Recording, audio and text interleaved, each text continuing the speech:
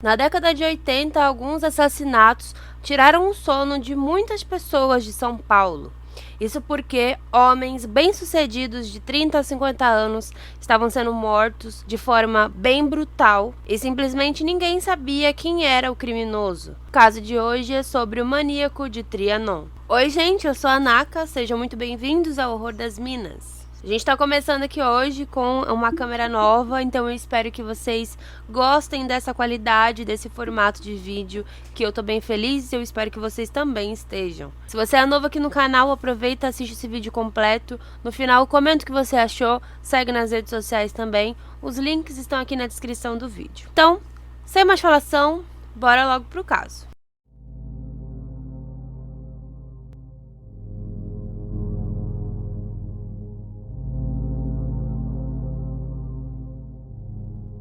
Fortunato Botton Neto nasceu em São Paulo no dia 10 de setembro de 1963.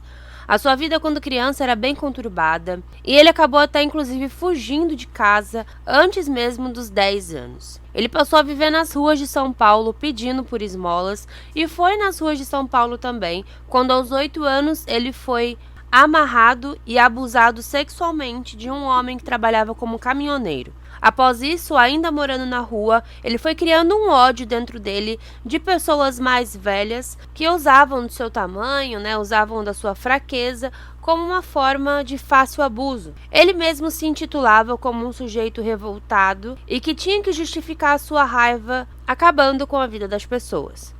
Cada vez mais ele foi ficando com problemas psicológicos gravíssimos, dos quais ele nunca procurou tratamento. Em 1984, ele foi preso pela primeira vez na casa de custódia de Taubaté por roubo de veículos.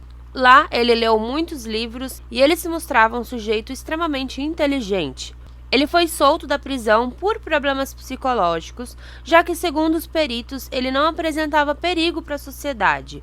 O que ele tinha, aqueles surtos que ele tinha dentro da prisão e ataques, eram consequência de estar preso. Depois que ele foi solto, na década de 80, durante sua juventude, o Fortunato começou então a se prostituir. Ele tinha como seu ponto principal a Avenida Paulista e o Parque Trianon. Nessa época também ele começou a fazer o uso de drogas e com isso o seu psicológico foi ficando cada vez pior. Além disso, era o começo dos anos 80, onde os casos de AIDS e de HIV aumentavam cada vez mais e com isso aumentavam também o preconceito contra homens homossexuais. Em agosto de 1987, a empregada doméstica do médico psiquiatra santista Antônio Di Giacomo chegou para trabalhar de manhã quando ela viu uma cena extremamente horrível. O Dr. Di Giacomo estava morto em sua cama, com o quarto extremamente ensanguentado. Ele estava com seus pés e mãos amarrados. Dentro de sua boca foi colocada uma calça de forma bem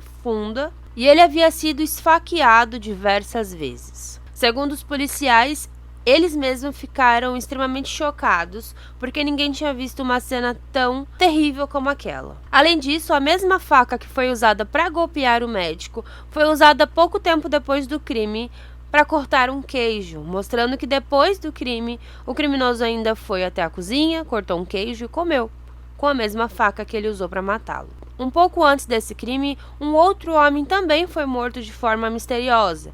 Ele era um decorador chamado José Liberato, que também foi encontrado em seu apartamento, morto com os pés e as mãos amarrados. Em sua boca havia uma echarpe e em seu pescoço havia uma espécie de cinto de nylon com fivelas. Esses dois homens eram homens homossexuais, então foi criado ali uma espécie de padrão entre os dois crimes. Entre 1987 e 1989, pelo menos 5 homens foram encontrados mortos de forma semelhante. Esses homens tinham por volta de 30 a 50 anos, eram homens bem-sucedidos, que eram encontrados amarrados, imobilizados e tinham sido estrangulados ou mortos, então, levando golpes de facas ou chaves de fenda. Esses golpes eram feitos também de forma bem brutal, de forma que alguns corpos ficaram até eviscerados. E a polícia tinha como suspeita número 1, um garoto de programa que havia sido contratado por esses homens. Além disso, na época, os casos de homofobia, como eu disse,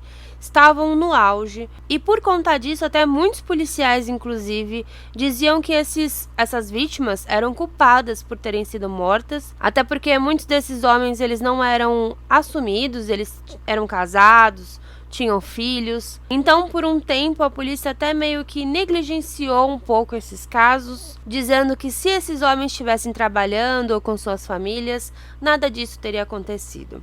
Somente depois das 5 mortes, um policial que foi o responsável por ligar todos os crimes, mostrando que isso era um caso de um assassino em série. Durante esse período, Fortunato ele continuava atendendo seus clientes no mesmo ponto, sempre no Parque Trianon e na Avenida Paulista.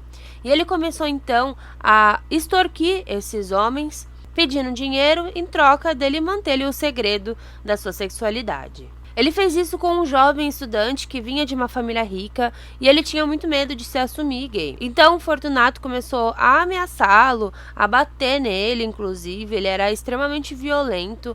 E cansado disso, então, esse jovem decidiu denunciá-lo aos policiais. Os policiais já tinham até uma suspeita em cima do Fortunato, porque ele era considerado um homem bonito, que chamava a atenção principalmente desses homens mais velhos, mas eles não tinham nada que realmente o incriminasse. Então, com o apoio da polícia, esse jovem realizou uma espécie de emboscada. Ele marcou um encontro com o Fortunato e, com uma escuta, ele disse que não daria mais dinheiro, que não queria mais vê-lo, até que o Fortunato então ficasse com tanta raiva a ponto de ir para cima dele, de tentar algo contra ele.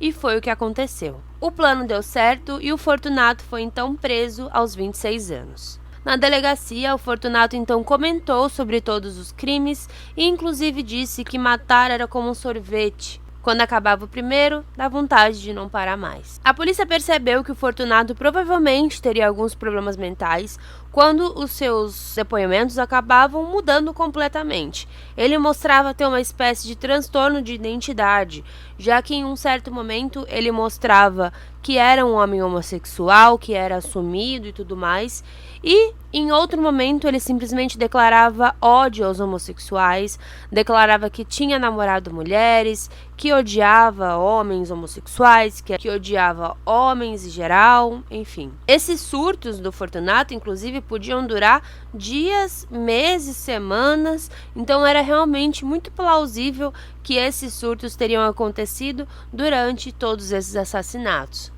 Segundo o próprio Fortunato, o seu modus operandi era marcar o encontro com esses homens, combinava o preço do programa, ia para a casa deles, lá eles bebiam bastante. Quando a vítima então ficasse bem alcoolizada, ele amarrava essas pessoas pelos pés e pelos braços, amordaçava e então começava os seus golpes. Além disso, ele roubava objetos de valor da casa, mas que não fosse o suficiente para incriminá-lo de certa forma. Ele confessou ter acabado com a vida de pelo menos 7 pessoas. Porém, ele foi condenado a somente 3 mortes. Dentro da prisão, inclusive, foi descoberto que ele matou 13 pessoas, não somente homens executivos, mas também mulheres e crianças. Ele foi condenado a 8 anos de prisão, foi preso no Carandiru, inclusive, onde ele descobriu que tinha contraído a AIDS de uma de suas vítimas. Ele faleceu em decorrência da doença em 1997, ainda na prisão. A história do maníaco chamou a atenção do mundo inteiro, e inclusive serviu de inspiração para o Discovery Channel, que fez uma série de reportagens sobre o caso e contou a história do maníaco de Trianon, como ele ficou conhecido, no programa Instinto Assassino. E o jornalista Paulo Roldão Arruda fez um livro chamado Dias de Ira, que inclusive contou com a participação do Fortunato para a criação desse livro. Ele foi entrevistado em 1995, pouco tempo antes dele morrer, inclusive. Então foi isso, gente. Espero que vocês tenham gostado desse vídeo. Se você é novo aqui no canal, aproveita e já se inscreve. Comenta o que você achou. Segue nas redes sociais. Os links estão aqui na descrição do vídeo. Então é isso. Muito obrigada. Valeu e tchau, tchau.